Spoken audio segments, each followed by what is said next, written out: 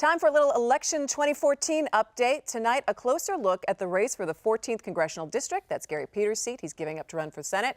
There are a lot of players here, but it's been very quiet. Plus, a challenge to Congressman John Conyers in the 13th. Let's start in the 13th. Horace Sheffield has come out and said that he is going to challenge John Conyers. Would this be the biggest challenge that Conyers has faced in years? Yeah, I think it will be, and it's time. I mean, a guy should not just automatically have claim to a seat. He should have to defend a seat, and he should have to make the case that he's still capable and competent to do the job. Now, Sheffield's had a little bit of trouble. He had a racket at his house, and I don't know how that's going to play in, but he's a strong candidate, a formidable candidate here. Strong enough to knock off an incumbent congressman, well, one of the longest-serving congressmen. So far, no one's been able to be that strong, right? I mean, I can remember, what is it, 20 years ago now, that Butch Hollowell mounted a really credible challenge to John Conyers, and in the end, he got but that was a different pretty John badly. Conyers. It was a different John Conyers. It was a more energized and engaged John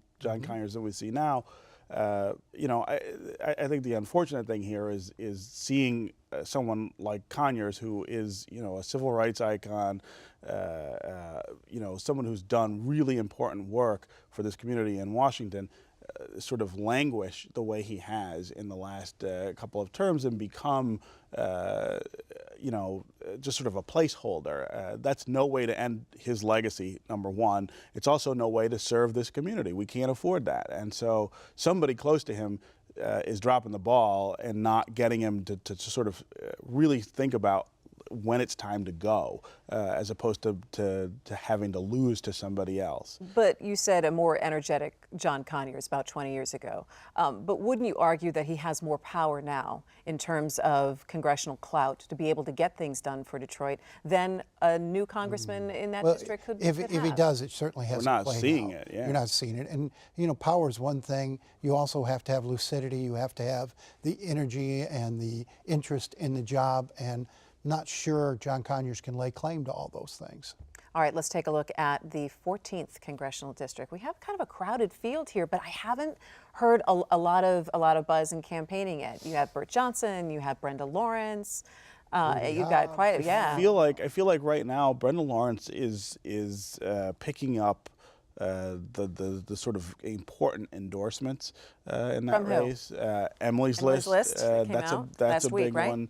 Yeah, I think that was last week. I mean, I guess I'm hearing her name more than some of the others, and she's somewhat more recognizable than some of the others, namely because she's run. I was just going to say, she took a swing and missed last time around. Yeah, and she also ran for Oakland County Executive, so people in that district probably know her name a little more than they know the others. There are some other really good candidates in that race, though. I feel like, and there are a lot of people. I mean, I'm not sure we'll see all of them get to the primary. I mean, is there that much money to be able to run that many campaigns in that district? Where are the unions going to go? You know, that's going to be one of the key decisions. I think Brenda can probably get that, and if she does, then the race is probably over, quite frankly, because she's gotten the other kind of endorsements that she needs, and I don't see big endorsements going to the other candidates right now. So, who do you see and who do you like, Nolan? Well, I mean, at this point, it's too early to say who you like. There's a couple former state lawmakers or term limit state lawmakers in it. It's good to see some of the younger talent in this community getting a chance to step it up to run. I'm surprised Hanson Clark didn't jump back in, or might he yet? Yeah, I don't know. That's an interesting question. I haven't heard anything about what he's doing. You know, I mean, I think Rudy Hobbs is somebody in that race that I think he might be a little early, right? I'd like to see him spend a little more time in Lansing, get a couple more things done. But he's somebody who I think is on that trajectory to be able to claim something like that for himself. So.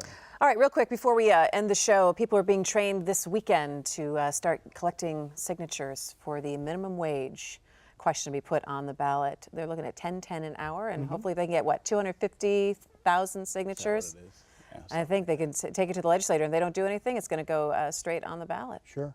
And the Congressional Budget Office out just this week saying that would cost 500,000 jobs nationwide. You wonder how many of those are in Michigan and how many jobs we can afford to lose. And what are we looking at in terms of number of people, Stephen, and how this would affect them and bringing them up out of poverty level? Yeah, I mean the problem bring is them out of poverty level. well, it'll get them closer to out of the poverty level. The problem is that you've got too many people who should be in full-time work, making a lot more, stuck in those minimum wage jobs. And again, I don't think this is the solution to that problem. I think it's part of the solution, but we're not working on the other part, which is training people for the jobs that are being available. So real quick, Nolan, last word. Yeah, I mean, we know what the impact will be and who it'll hurt. It'll hurt teenagers, entry-level workers, the people trying to get on the ladder. Most of these people are not working middle age, are not supporting families. And if they get the smallest signatures, percentage. we could see it on the ballot. And that is going to do it for MiWeek. Thanks so much for joining us. Next week, we're hitting the road. We'll be taping our show from the Detroit Policy Conference downtown.